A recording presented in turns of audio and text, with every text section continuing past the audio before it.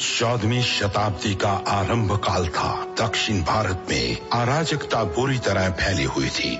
विदेशियों के आक्रमण से देश छिन्न भिन्न हो रहा था। इन उथल पुथल परिस्थितियों में आम नागरिक से लेकर गिरिजनों तक हर कोई परेशानियों से गुजर रहा था। उस वक्त एक बलशाली शक्ति ने एक ही विद्रोह से उन विदेशियों के अत्याचार से लोगों को मुक्ति दिलाई थी।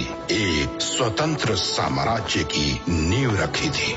वो बलशाली शक्ति था महादेवर्लु माधवा विद्यारण्य स्वामी जी।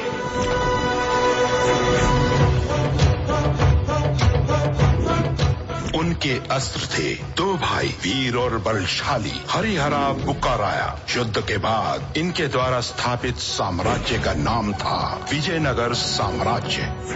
विदेशियों को परास्त करने के बाद विद्यारण्य स्वामी जी को एक अपार धनराशि हाथ लगी। इस निधि को सुरक्षित करने के लिए पीढ़ी दर पीढ़ी चलने वाली एक अद्भुत सुरक्षा व्यवस्था को कायम किया था गुरुजी ने।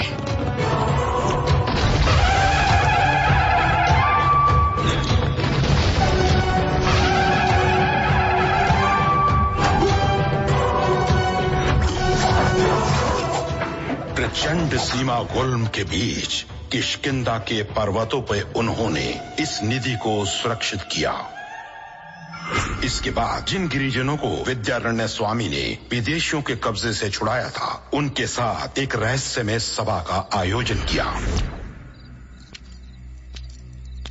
धन बटोरने के लिए मैंने जो उपकरण बनाया है वो है ये पहेलियों वाली डिबिया।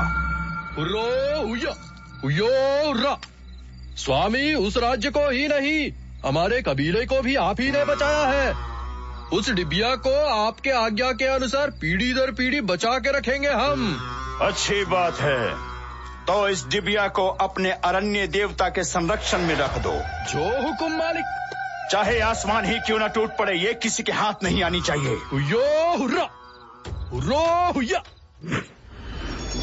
इसके बाद विद्यारण्य स्वामी ने विजयनगर साम्राज्य में कुछ प्रभावशाली व्यक्तियों के साथ एक सभा का आयोजन किया था।